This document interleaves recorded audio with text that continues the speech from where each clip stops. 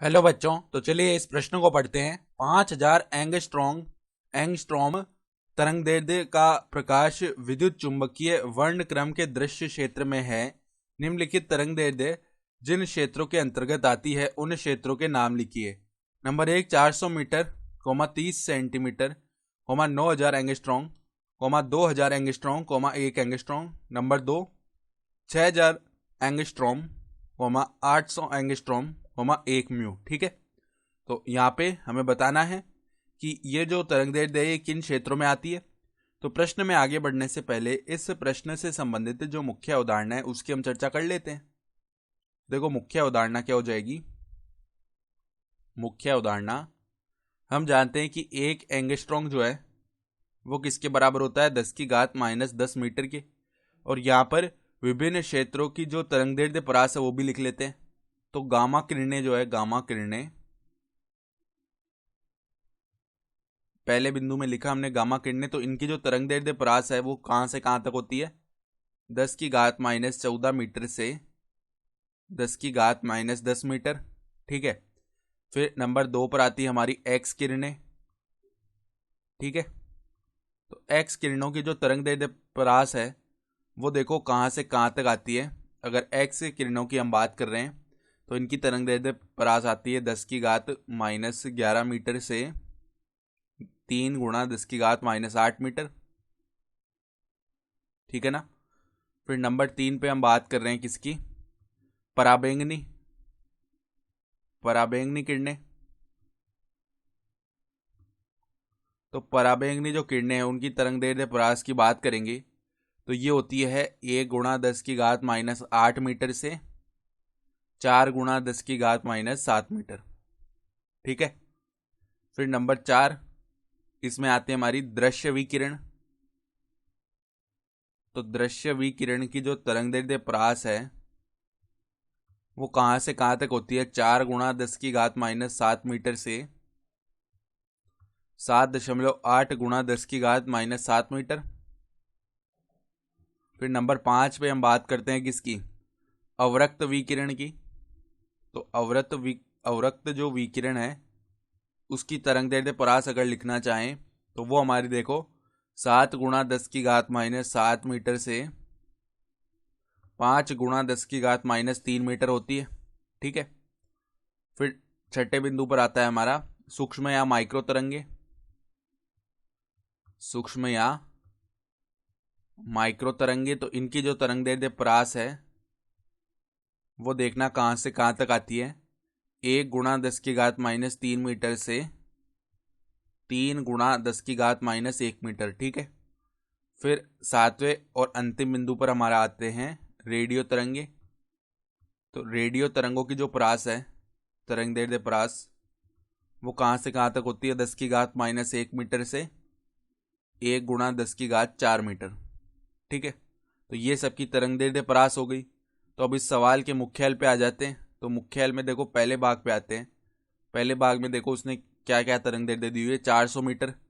तो 400 मीटर जो है अगर ये तरंगदैर्ध्य है तो यहाँ पे देखो 400 मीटर इनमें से किस में आएगी, रेडियो तरंगों में।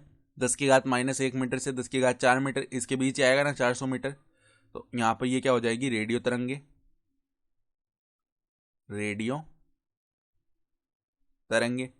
उसके बाद देखो क्या है, 30 सेंटीमीटर। तो 30 सेंटीमीटर को हम क्या लिख सकते हैं, 30 सेंटीमीटर को लिखा जा सकता है 30 × 10⁻² मीटर।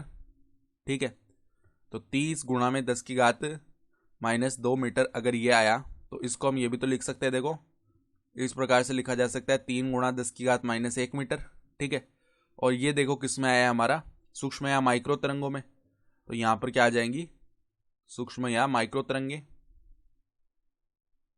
सूक्ष्म या माइक्रो तरंगे। ठीक है, तो ये हमारा इसका उत्तर आ जाएगा। फिर देखो 9000 एंगस्ट्रॉन्ग है, तो 9000 एंगस्ट्रॉन्ग का मतलब क्या हो गया, 9000 एंगस्ट्रॉन्ग का मतलब हो गया 9000 × 10⁻10 मीटर। तो इसको हम और क्या लिख सकते हैं, 9 × 10⁻7 मीटर। ठीक है, तो अब देखो 9 × 10⁻7 मीटर, ये देखो किस परास में आ जाएगा, 9 × 10⁻7 मीटर की बात करेंगे ना तो यहाँ पर यह आ जाएगा हमारा अवरक्त विकिरण में। ठीक है, तो ये हो गया अवरक्त विकिरण। कौन सा आ जाएगा हमारा? अवरक्त विकिरण, अवरक्त विकिरण। ठीक है, फिर देखो आगे चलते हैं, और आगे हमें क्या बोला गया है? 2000 एंगस्ट्रॉन्ग। तो 2000 एंगस्ट्रॉन्ग का मतलब क्या हो गया? 2 × 10³ गुणा में 10⁻⁻10 इतना मीटर, यानी कि ये हो जाएगा 2 × 10⁻⁻7 मीटर। ठीक है, तो ये देखो अब किस में आ जाएगा हमारा? 2 × 10⁻⁻7 मीटर। ये हमारे पास देखो यहाँ पे कौन से में आएगा? ये आएगा पराबैंगनी किरणों में। ठीक है, तो यहाँ पे आ जाएगा पराबैंगनी किरणें, पराबैंगनी किरणें। ठीक है, उसके बाद देखो 1 एंगस्ट्रॉन्ग। तो 1 एंगस्ट्रॉन्ग का मतलब हो गया 10⁻⁻10 मीटर। ठीक है, तो 10⁻⁻10 मीटर देखो किस में आ रहा है? ये आएगा एक्स किरणों में। तो ये हमारा किस में आ जाएगा? एक्स किरणों में, एक्स किरणें। तो ये तो पहले भाग का उत्तर हो गया। अब दूसरे भाग में आ जाते हैं। दूसरे भाग में बोला है उसने पहले तो 6000 एंगस्ट्रॉन्ग। तो 6000 एंगस्ट्रॉन्ग का मतलब क्या हो गया? 6 × 10⁻³ गुणा में 10⁻⁻10 मीटर, यानी ये हो गया 6 × 10⁻⁻7 मीटर। तो देखो 6 × 10⁻⁻7 मीटर ये किस में आ जाएगा? ये हमारा दृश्य विकिरण में आ जाएगा। तो ये हो गया दृश्य विकिरण। ठीक है, उसके पश्चात देखो 800 एंगस्ट्रॉन्ग। तो 800 एंगस्ट्रॉन्ग इसका मतलब क्या हो गया? 8 × 10⁻² गुणा में 10⁻⁻10 मीटर, यानी कि ये हो गया हमारे पास 8 गुणा में 10⁻⁻8 मीटर। तो ये देखो किस में आ जाएगा? 8 गुणा में 10⁻⁸ मीटर। तो ये हमारे पास में आ जाएगा पराबैंगनी किरणों में। तो यहाँ पे इसका उत्तर आ गया पराबैंगनी किरणें, पराबैंगनी किरणें। उसके बाद देखो अगला क्या है? 1 म्यू। तो 1 म्यू का अर्थ हो गया हमारा 10⁻⁻6 मीटर, ये आएगा।